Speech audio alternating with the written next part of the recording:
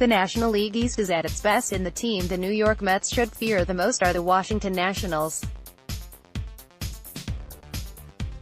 Following a busy, and fairly unprecedented, New York Mets offseason, the roster moves implemented by general manager Brodie Van Wagenen have made great strides toward transforming this organization into a bona fide postseason contender. Still, the significant additions of closer Edwin Diaz, second baseman Robinson Cano, and catcher Wilson Ramos, most notably, cannot overshadow the blockbuster deals made by their division rivals, who also sent shockwaves throughout the baseball world this past winter. Thanks to the new, winning culture Van Wagenen has been committed to establishing since his first day as GM, the Mets have reaped the benefits of these new talent acquisitions in the early goings of the 2019 season.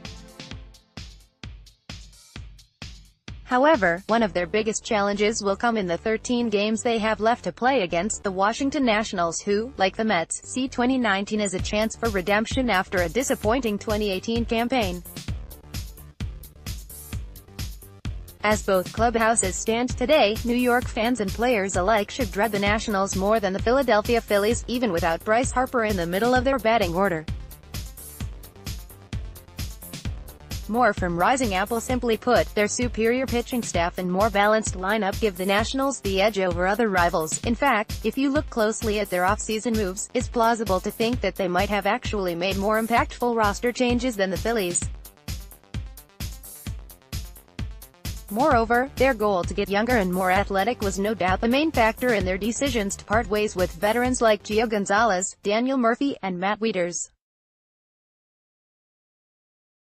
Consequently, these subtractions allowed for the promotion of outfielders Juan Soto and Victor Robles into true everyday players. That alone improves the production they get from their outfielders both on the field and at the plate. While there's no dispute that the Phillies have the most recognizable talent in the division, following their acquisitions of Bryce Harper, J.T. Realmuto, and Gene Segura, they also lack the necessary pitching staff to stifle the Mets hitters in a 3- or 4-game series.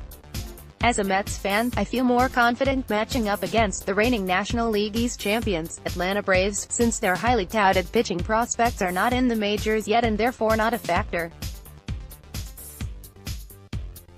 Although their lineup alone is still formidable, anchored by Freddie Freeman and Ronald Acuna Jr., they can be put out by Mets pitchers, and unlike playing against the Nationals, I'm more confident that Mets hitters can perform well against the current Braves pitching staff on a consistent basis.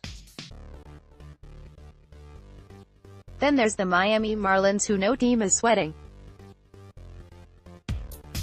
They have been a non-factor in the NL East race ever since their new ownership took over prior to the 2018 season and gutted the team of its stars. Therefore, the team that should worry the Mets the most is the Nationals, who are capable of competing with the Mets pound for pound. Although it has been proven time and time again that when the Mets starting pitchers are healthy and in command of their pitches, they have the best rotation in the NL East as well as one of the top group of arms in MLB, it's worth noting that it's the Mets hitters who have to face Max Scherzer, Steven Strasburg, and Patrick Corbin at the plate, not the pitchers. Why Van Wagenen has neglected the team's need for starting pitching depth this past offseason, combined with his reluctance to part ways with their veteran fifth starter, Jason Vargas, is beyond my comprehension. Not only would adding another quality arm to the roster strengthen their rotation, but it would also alleviate the heavy burden currently placed on their pitchers to excel in each of their starts without fail. Should Jacob deGrom, Noah Syndergaard, or Zach Wheeler have trouble locating their pitches or otherwise find themselves on the shelf, then the Mets will find it immensely more difficult to claim their first NL East title since 2015, in truth.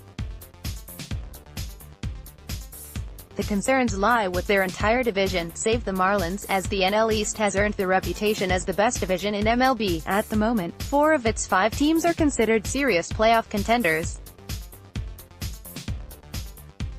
No other division can say that.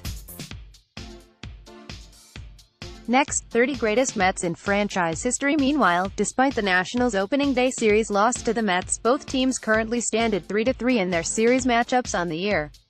With both clubhouses striving for a playoff berth, their next 13 games will no doubt prove who wants it more. Let's block ads. Why?